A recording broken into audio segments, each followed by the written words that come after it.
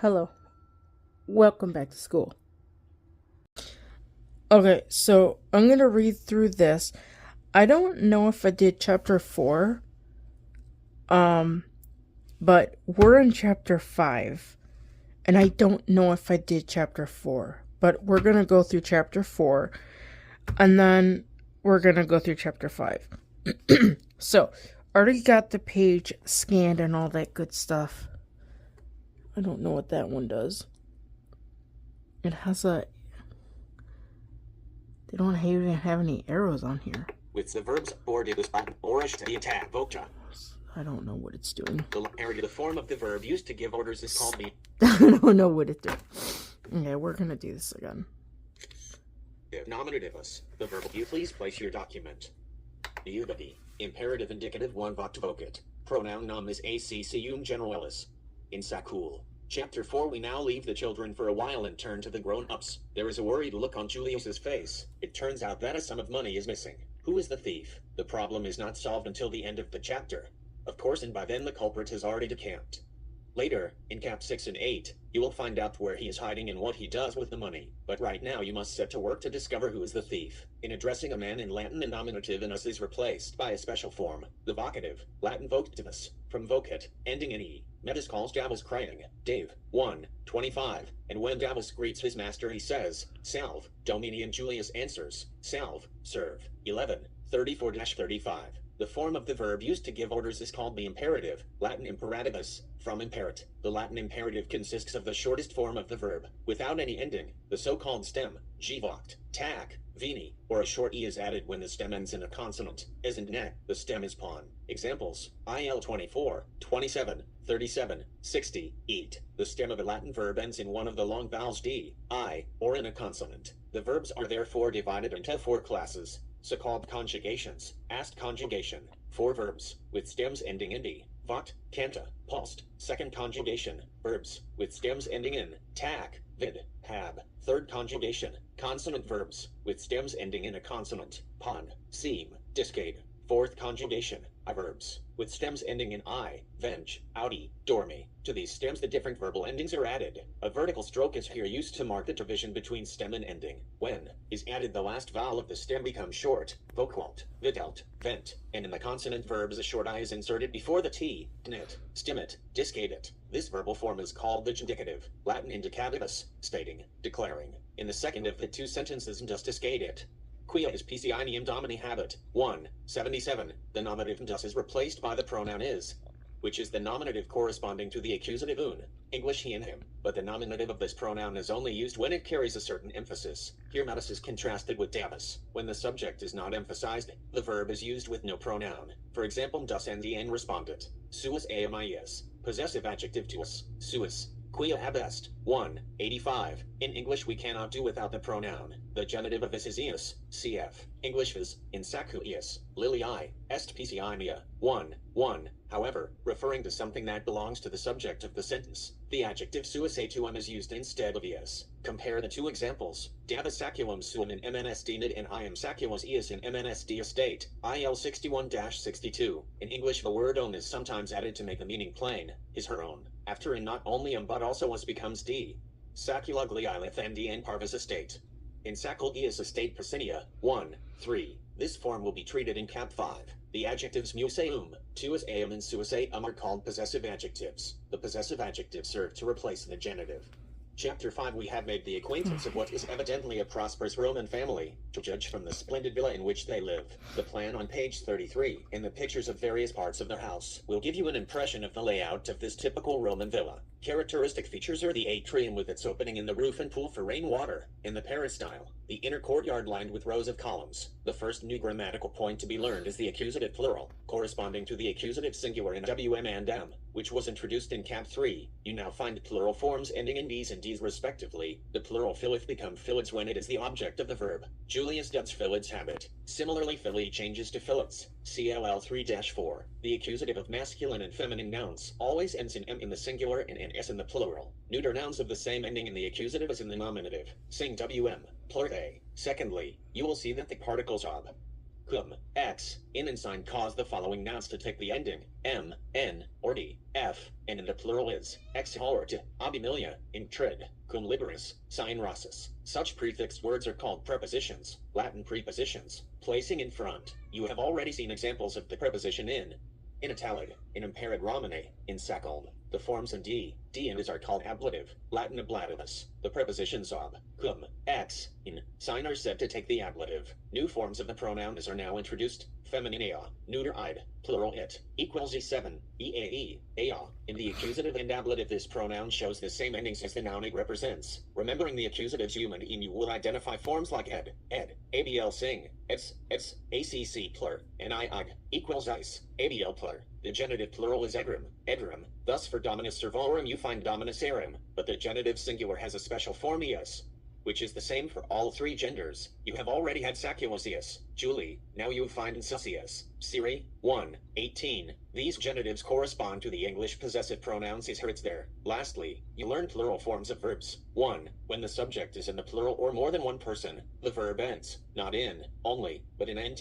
Cf. estate and sunt, Marcus a quintus lialium vocant, uere rident, and 2. When two or more people are ordered to do something, the plural form of the imperative ending in te is used.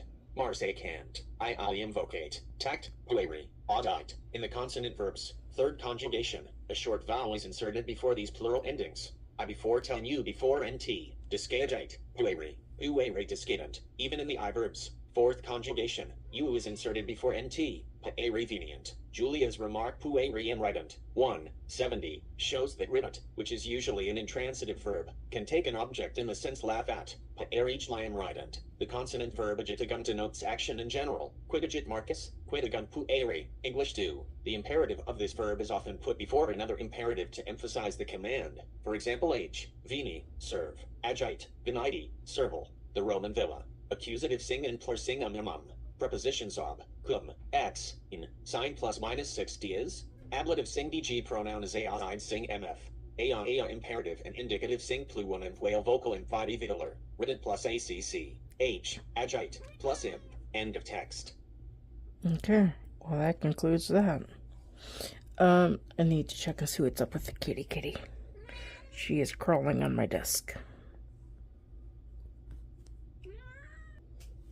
Okay, the cat had a boatload of food.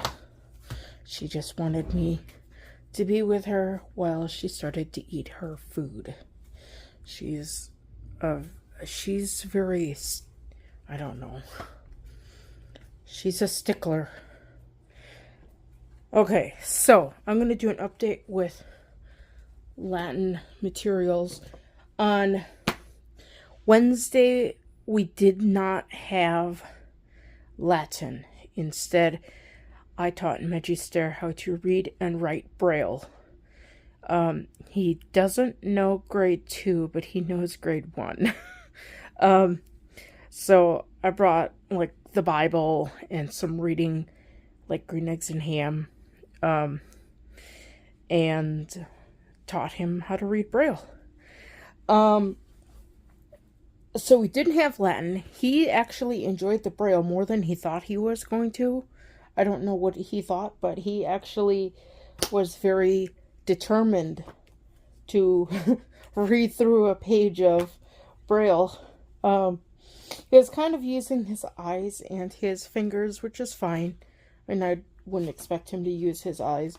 It's kind of funny when he was reading the scriptures, because the scriptures is done in interpoint, and if you've seen interpoint Braille, that is kind of like you got like the Braille from the reverse pages and the Braille that you can, that you feel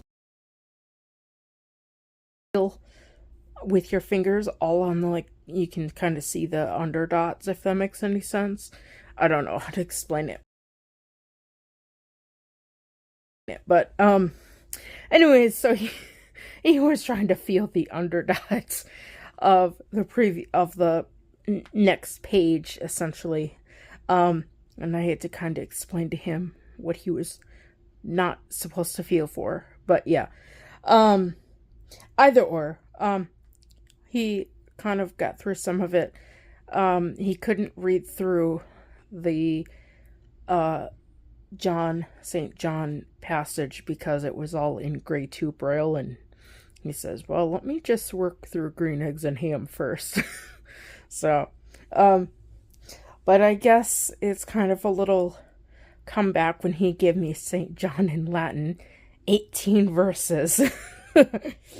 Although that wasn't my intention, but it kind of was, but not really. But yeah. But that was fun. It was a fun thing for me to do with him.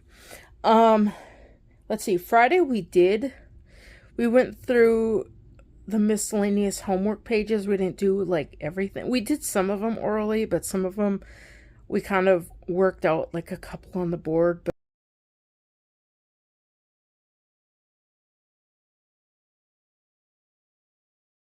But then we didn't do them all, but at least it gave me an idea of how to do them. So I'm going to probably finish those up just to get those done. But we did start with chapter 5, which talks about the house and the general layout and things like that. So we did that. I don't know if I had any. Oh, I think I was supposed to. I think I was supposed to do the homework for chapter, like not all of it, but for like the first part. But I don't know. I'll have to look through my stuff and see. I'm just not. I'm not doing like well here where I'm at. I just. I feel like I need to go somewhere else. I don't know if like people have like a thing where they just can't seem to settle down, like their innermost being is restless or something. That's kind of how I feel right now. So I've got that distracting me. I can't focus on any of my work that I'd like to do because I'm not happy where I'm at. So that pretty much is what's going on the Latin side. So I was going through the editing phase and all that stuff, whatever, putting in the whatever. And I think I forgot to mention that I've been working through those, what do they call it? Those, the verb things from the verb things. I don't even know what they're called. They're like the really, really old verb forms when we were doing, first form Latin.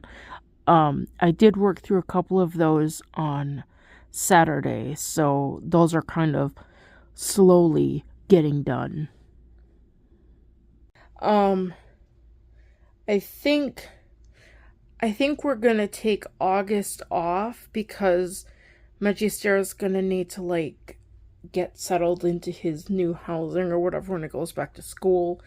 And I think it would be good just that I could focus on some of my other stuff and just try to get things organized.